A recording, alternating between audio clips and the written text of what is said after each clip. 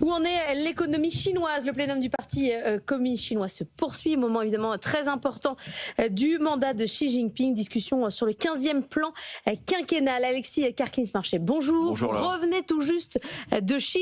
Alors on va commencer par votre sentiment. Est-ce que vous avez l'impression que ça se voit, cette problématique de croissance chinoise? Est-ce que vous avez vu une Chine qui ralentit? Alors objectivement, quand on revient de Chine, on prend toujours une claque. C'est pas nouveau, c'est toujours vrai.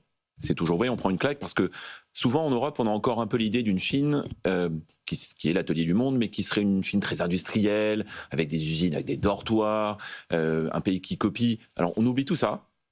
On oublie tout ça, il y a toujours beaucoup d'usines et ça reste bien l'atelier du monde. Mais en revanche, on prend une claque notamment sur le plan de la technologie. On voit des avancées qui sont absolument impressionnantes. Je vous parle par exemple de Shanghai. Quand vous êtes à Shanghai, vous regardez le parc automobile, il n'y a plus que des véhicules électriques.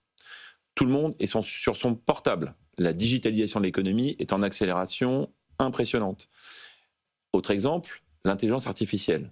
Il y a beaucoup de chiffres qui circulent. Juste un chiffre aujourd'hui, tout le monde vous parle d'IA. Tout le monde. Aussi bien les Chinois que les expatriés. Et je prends un exemple, un chiffre sur l'IA. En 6 mois, il y a plus de 500 millions de Chinois qui ont adopté l'IA dans un usage régulier. 500 millions. Donc il y a une vitesse d'adaptation technologique. C'est un objectif du pays qui est clairement fixé. C'est de devenir, et en réalité c'est déjà devenu, une très grande puissance technologique. Aujourd'hui, la Chine, sur un certain nombre de technologies, rivalise avec les États-Unis et on le voit. On le voit, je vous ai parlé de Shanghai. La grande ville de la tech en Chine, ça n'est pas Shanghai. Shanghai, c'est la capitale financière. La grande ville de la tech en Chine, c'est Shenzhen. Shenzhen, c'est au sud du pays. On est juste à côté de Hong Kong. Shenzhen, c'est la ville où se construit le futur. Il y a 40 ans, c'était un petit bourg. Aujourd'hui, vous avez 18 millions d'habitants. On a aujourd'hui des taxis autonomes. On peut se faire livrer son McDo avec des drones dans un parc. C'est une situation réelle, super. Concrète, voilà. Mais juste pour mesurer, alors on peut dire que tout ça c'est du gadget. La réalité, c'est que vous avez un développement de technologie qui est absolument fulgurant. Mais la croissance ralentit sous les 5%. Alors voilà, ça reste un problème. Il y a ce que l'on voit, et puis il y a aussi ce que l'on sent. Il y a une forme de perte de confiance, alors très relative, hein. Quand on parle de la croissance qui ralentit en Chine, ça nous fait rire avec nos faméliques 0,5, un petit % de croissance en Europe, enfin dans un certain nombre de pays européens, dont notre merveilleuse France. En Chine, on est en train de parler de 5% pour l'année 2025. Officiellement, il faut toujours mettre quelques prudences quand on regarde les chiffres officiels, mais vous avez quand même une économie qui est en croissance. En revanche, c'est vrai qu'il y a une forme d'inquiétude. Ça se voit dans la consommation qui stagne, et c'est d'ailleurs un des grands défis du gouvernement chinois, c'est de relancer la consommation, et c'est difficile, parce que cette consommation, elle ralentit. Il y a un terme qu'on commence à voir apparaître en Chine qui est le terme d'involution. Involution, c'est pour caractériser tous ces secteurs où aujourd'hui vous avez une surcapacité. C'est par exemple le cas dans les véhicules électriques. Vous avez un nombre de marques, un nombre de constructeurs très très important.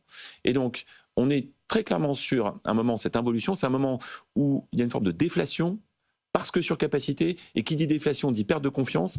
On le voit sur la consommation, on le voit aussi sur l'investissement. En fait, la Chine continue de dépendre fortement de l'export. Annalisa. Donc, certains indicateurs sont au rouge. Pourtant, un des objectifs affichés de ce plénum, ça reste de poursuivre la route vers un pays socialiste moderne, selon Pékin. Est-ce qu'ils peuvent y arriver encore? Alors, c'est tout l'enjeu, évidemment, de ce plénum. Vous savez, le plénum, c'est ce moment... C'est presque le moment le plus important de la vie politique chinoise. Et là, ce 4e plénum, il est extrêmement important parce que c'est celui qui va parler du fameux plan quinquennal 2026-2030. C'est vrai qu'en Europe, nous, on parle beaucoup moins des plans. En Chine, ça reste important. Alors, derrière ce concept de plan, il y a beaucoup d'attentes sur ce que l'on va y trouver. Certains s'attendent à voir un plan qui sera très qualitatif, avec des grandes orientations, en disant voilà les secteurs où on veut investir, voilà les grandes mesures qu'on veut adopter pour soutenir la demande et l'investissement. D'autres souhaitent avoir plutôt des objectifs quantitatifs, parce que justement, vous l'avez cité, 2035, objectif de Xi Jinping, le président de la République populaire de Chine, c'est de faire de la Chine un pays, je cite, développé de façon modérée. Le grand objectif, c'est surtout 2049, parce que ça sera les 100 ans de la République populaire de Chine. Et là, l'objectif qui est visé dans les 20 prochaines années, c'est de devenir la première puissance économique du monde. Est-ce que la Chine va y arriver ? Il y a de très grands défis. Le principal défi étant évidemment la démographie. C'est une population qui vieillit très vite. Ah oui. Très très vite, dans un pays où il n'existe pas l'équivalent de nos beaux systèmes de retraite. Donc il y a ce type de défi très important. La Chine va y répondre par la robotique. C'est-à-dire que ce défi démographique, qui est le plus grand défi structurel, sera adressé via la robotique. Vous voyez des robots partout. Vous savez, encore une fois, on parlait tout à l'heure de ces usines où il y avait encore 15 ans, 20 ans, on voyait des dortoirs, etc. Aujourd'hui, le coût de la main-d'œuvre est très élevé. Donc vous avez des usines chinoises qui s'installent dans d'autres pays dans la zone asiatique, notamment le Vietnam.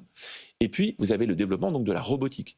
Vous avez des usines qui sont aujourd'hui complètement automatisées. Vous n'avez quasiment plus d'humains. Donc l'image, encore une fois, de cette Chine avec ses usines pleines de fumée, pleines de brouillard, il y a encore, évidemment, des endroits comme ça, mais ça va très très vite. Et ces usines qui sont complètement automatisées, complètement robotisées, on les voit et on les voit de plus en plus. Mais est-ce qu'on s'attend là, dans le plénum, qu'il y ait un nouveau plan de relance? On voit que sur la consommation, ça ne marche pas. Sur l'immobilier, ça ne marche pas. Sur les banques régionales chinoises, il y a des grosses incertitudes. On s'attend à des nouvelles injections de liquidités? Alors, les formes que prendront les mesures pour soutenir la demande ne sont pas encore connues et c'est vraiment un des défis. On s'attend à des soutiens importants sur un certain nombre d'industries. Autour, j'ai cité la robotique, on peut parler d'intelligence artificielle, on doit parler aussi de l'aérospatiale, on doit parler des trains, on doit parler des navires, des véhicules électriques, des véhicules autonomes, des matériaux aussi de haute technologie. Il y aura des soutiens qui vont être apportés à un certain nombre de secteurs. Mais dans le même temps, on attend aussi de ce plan qu'il dise que dans certains secteurs, il y a eu trop d'investissements, donc des réductions de capacité, potentiellement des fusions, des rapprochements d'entreprises, et l'encouragement à l'export, parce que derrière le discours de « il faut relancer la consommation domestique » est un discours qu'on entend depuis 15 ans en Chine. Oui, aussi la réalité, c'est que c'est un pays qui dépend toujours très fortement de l'export, qui a besoin de l'export, et évidemment, dans les turbulences actuelles, c'est pas un moment simple pour le pays. Merci beaucoup Alexis Karklins, marché directeur général délégué Date Advisory.